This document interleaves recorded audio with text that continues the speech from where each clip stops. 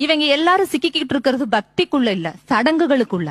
சடங்குகள் அப்படிங்கறது பாத்தீங்க அப்படின்னு சொன்னா, ஒண்ணு அது ஒரு சுயலாபத்துக்கு பின்னாடி இருக்கக்கூடிய விஷயமா இருக்கும். இப்ப நம்ம மதர்ஸ் டே, ஃபாதர்ஸ் டே எல்லாம் பாத்தீங்கன்னா ஒரு வியாபாரத்துக்கு பின்னாடி இருக்கக்கூடிய விஷயங்களா இருக்கும். அந்த மாதிரி இவங்களுடைய சடங்குகள் எல்லாத்துக்கும் பின்னாடி என்ன இருக்கும்னா, ஒரு பெண் தெளிவடையக்கூடாது, அவளுக்கு எந்த மீனிங் தேவையில்லை, அவ இத மெஷின் மாதிரி கடத்திக்கிட்டே இருக்கணும் பரம்பரையா. என் மாமியாருக்கு 80 வயசு ஆகுது சார். எனக்கு கல்யாணம் ஆகி 16 வருஷம் ஆகுது. ஒன்னாதான் இருக்கும். என்னோட 3 நாத்தனார் பக்கத்துலதான் இருக்காங்க. ஒரு பண்டிகைக்கு மினிமம் 15 பட்சணம் பண்ணுவாங்க சார்.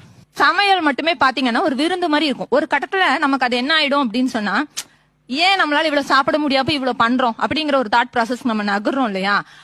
இந்த மாதிரியான எந்த கேள்விகளுக்குமே அவங்க கிட்ட பதில் இருக்காது. அவங்கள நான் யாரையுமே தப்பு சொல்லல. There are also trained. கடவுள் இருக்கு நான் என் குழந்தைக்கு சொல்லி தரக்கூடாது. அதே போல கடவுள் இல்லைன்னு நான் என் குழந்தைக்கு சொல்லி தரக்கூடாது.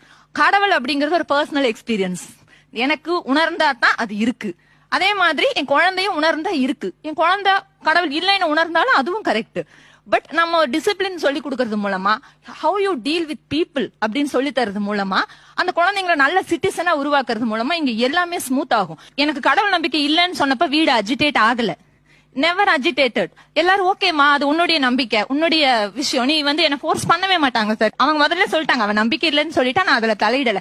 பட் அந்த வீட்டுல பாரம்பரியமா நடக்கிற ஒரு விஷயத்த நான் மறுத்தேன்னா அது அஜிடேட் ஆகும். இந்த இடத்த நீங்க நல்லா புரிஞ்சுக்கணும். நீ கடவுள் கும்பிடாத, அதை பத்தி எனக்கு ப்ராப்ளம் இல்ல. நீ என் டயத்துக்கு சர்ச்சுக்கு வரணும், நீ எனக்கு 5 வேளை தொழுகணும், என்னுடைய பழக்கம் இது, கொலு வைக்கணும். அதுக்கு நீ இவ்வளவு பிசிக்கல் ஒர்க் பண்ண